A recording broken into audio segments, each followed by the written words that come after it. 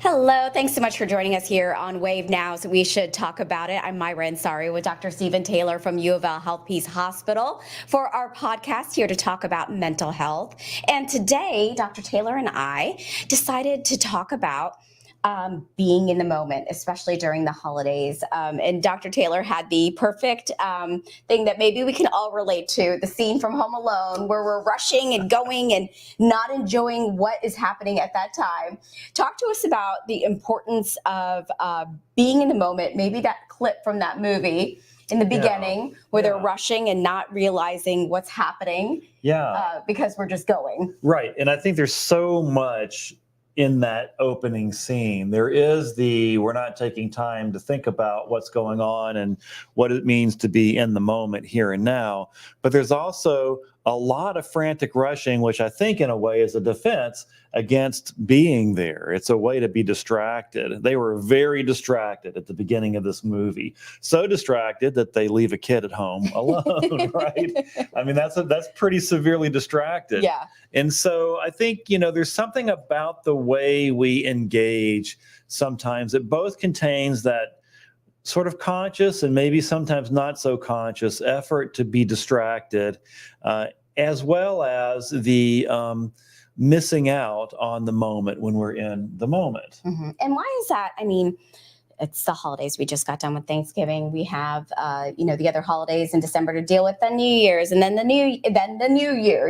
It's just kind of, this is a really fast-paced time for a lot of folks. Exactly. And we're all very busy too. Like the beginning of the movie, there's the sense that they all have their own lives. They're all coming in from out of town. There's this sense that there are all these other lives going on, but they're trying to put that aside so they can have this thing together, but they're not really being together. Mm-hmm. They're very distracted and very much not in the moment. At least that's what it appears to be. Sure. We don't know what they actually feel like. And you may be doing some of that reflecting after Thanksgiving if you were with family or you had people over, the craziness of all that, and that thinking, man, I wish I would have sat down and talked to my mom or my dad or my brother or my sister, or the great aunt was there, the great uncle was there. Yes, and that you didn't get to do the things that you wanted to do because it's go, go, go, go, go. Right.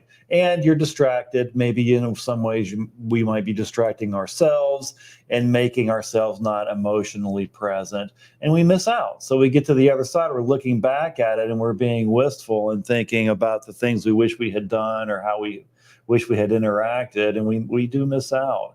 And so there is something about allowing ourselves to be emotionally present that can enrich and deepen an experience in the here and now that might otherwise just get passed over. So how do we do that?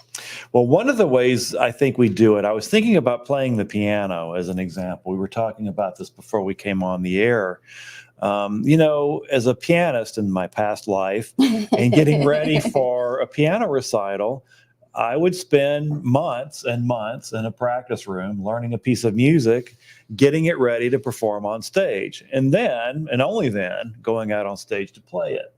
And even then, there might have been some periods of playing it for test audiences in a way, right? There are people that you're going to listen to you play and to kind of get yourself over the nerves of playing in front of a group.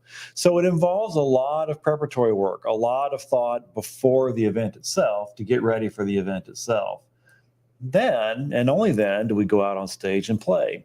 And I think in a way, that's an example of how we can think about something like the holidays, where we can give ourselves time, find time to imagine what it's going to be like, all of it, all the beauty of it and the ugliness of it and everything that we can experience in the moment, to let ourselves have all of that. Think about what it's going to be like. Who's going to be there? How are we going to spend time with the people who are there? What's it going to feel like to be with them?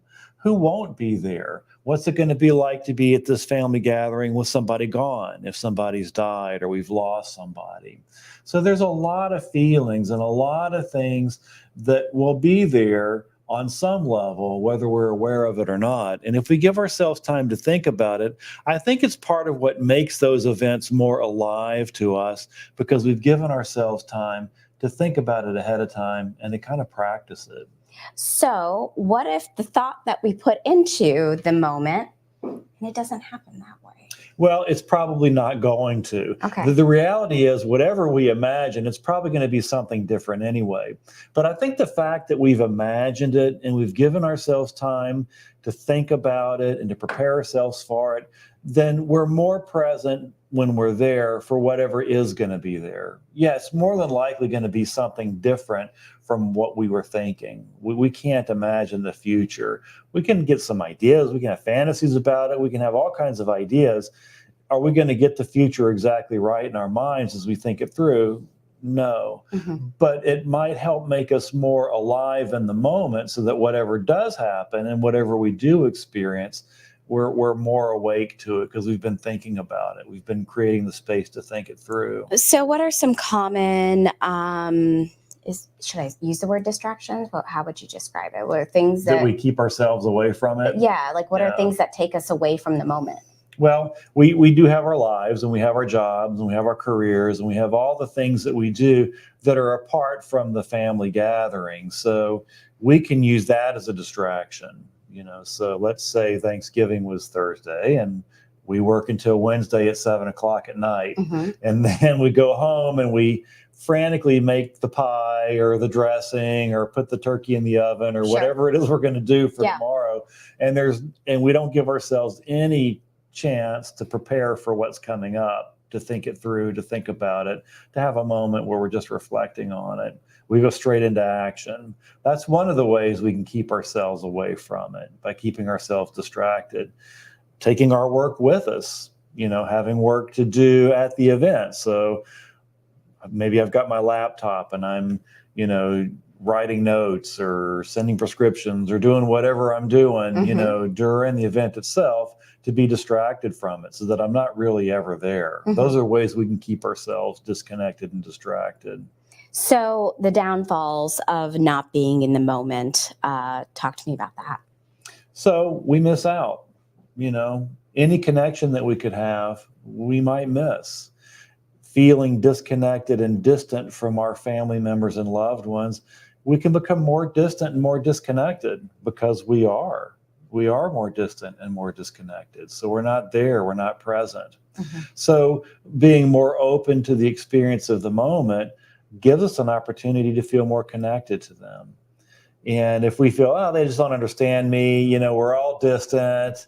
We live different lives. We don't get each other anymore. So I'm not going to bother with it. Mhm. So I don't take myself in there and let them experience me and get to know how am I different. Mhm. Maybe they want to know what it's like to be me and do the work that I do, but I don't bring it with me and don't give them a chance to experience it. So, maybe you feel obligated to visit X person, Y person, Z person during the holidays. And it's just like punch in a card. I got to go see them, saw them, blah, blah, blah. Mhm. And I checked one thing off of the list. And, Right. I did my due diligence of spending time, I guess, if you want to Right. call that with that Right. person. But really, maybe it's Yeah. not the quality that we think. Right. We missed out. And then we only just prove our point, right? It's like, I told you it was a waste of my time. I told you it was going to be work. There was no reason for me to go. It was a waste of my time going there. Mhm. But we never let ourselves really be there in the first place. And it can be a challenge. I'm not saying everybody's family is a joy to be around. That is so true. So there can be challenges and it can be hard. But I think if we can make ourselves more emotionally open to it, we can get some kind of experience there. One, that we weren't expecting. And two, we can take away the fact that we've been there, we've experienced it, we were open to it, and we were alive. We were alive in that moment. So that is the benefit that you can take away from being in the moment, is that maybe you've gained a different relationship, a better formed relationship. Maybe you learned something about someone Mhm. else, or they told you something about them that you didn't know, and Right. you're sharing something about yourself. Absolutely. So Yeah. that's so important right now. I think especially. well, especially now. Mhm. Absolutely. All right. So if Thanksgiving didn't go the way that you had hoped for, don't worry. We've still got another one. We've got another one that hopefully if you're going to be with your family and it didn't happen the way that you wanted to, maybe take what we're talking about right now and reevaluate. Okay, what can I do differently next time around? Yeah. Even if it's next year, hopefully you have that opportunity next year to be, Right. to have another go at it and say, you know what, I'm not taking my laptop with me next time. Yeah, I just think that our emotional life is part of our experience and part of how we experience life and learn. And we can easily shut it off and shut it out so that it's not tracking along with us. And so we can intellectually be just about anywhere. But we're not, our emotional selves aren't a part of it. And we're not robots. Exactly. That's why you need that emotional connection. Right. When you're spending time with people. Yeah. One of the neurobiologists whose name is Jaak Panksepp. Okay. I can't spell that. With a P. Okay. try with a P. So Jaak Panksepp developed through his study of monkey communities and behavior, a series of emotional drives, things that we are emotionally driven for, things like seeking, our need to go out and find things, seek relationships, seek food, our need to be fed, our need to be nurtured, our need to nurture, and our need to play. And fear and panic were some of the things that he identified as well, but they're all centered on our emotional experience. They're all drives that are driven by our emotions. And we feel those drives and we respond to them and we go out in the world and try to figure out how we're going to satisfy those. And mostly we do them without thinking about it. It's mostly unconscious. But if we give ourselves time to think about where we're going, what's coming next, what it might be like, what we need, what we're going to miss, what we're going to get, and then be more open to the experience, I think we're going to be more consciously aware of filling and trying to find our emotional needs rather than just kind of floating through and missing out. Okay. All right. Is there anything I didn't ask you, Dr. Taylor?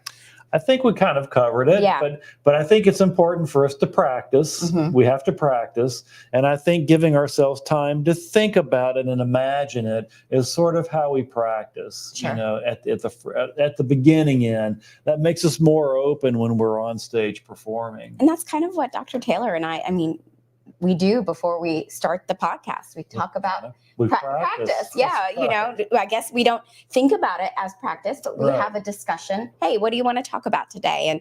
And we talk about where we're coming from on different things. And that is actually a really good way of... Yeah, good way to think about it. And I think it's a good analogy to the event itself too, because oftentimes you and I will get in here and start talking about things, and we may not say things exactly the way we imagined it before we started. We might find ourselves thinking of things or having an experience of something that we weren't really encountering in the green room, as we're getting ready to come on.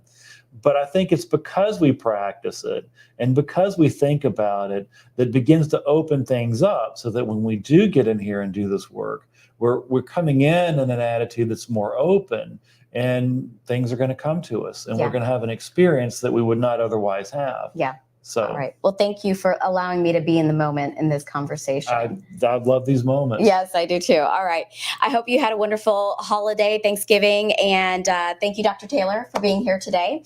And just try to be in the moment for the next couple of weeks and take in little things here and there. It's baby steps, right? Exactly. So you'll get there eventually, because being in the moment, I'm sure when we experience it, you realize, wow, what was I doing before? That's right. Yeah. All right. Thank you so much. I'm Myra Ansari with Dr. Stephen Taylor from U of L Health Peace Hospital. Hope you have a good day.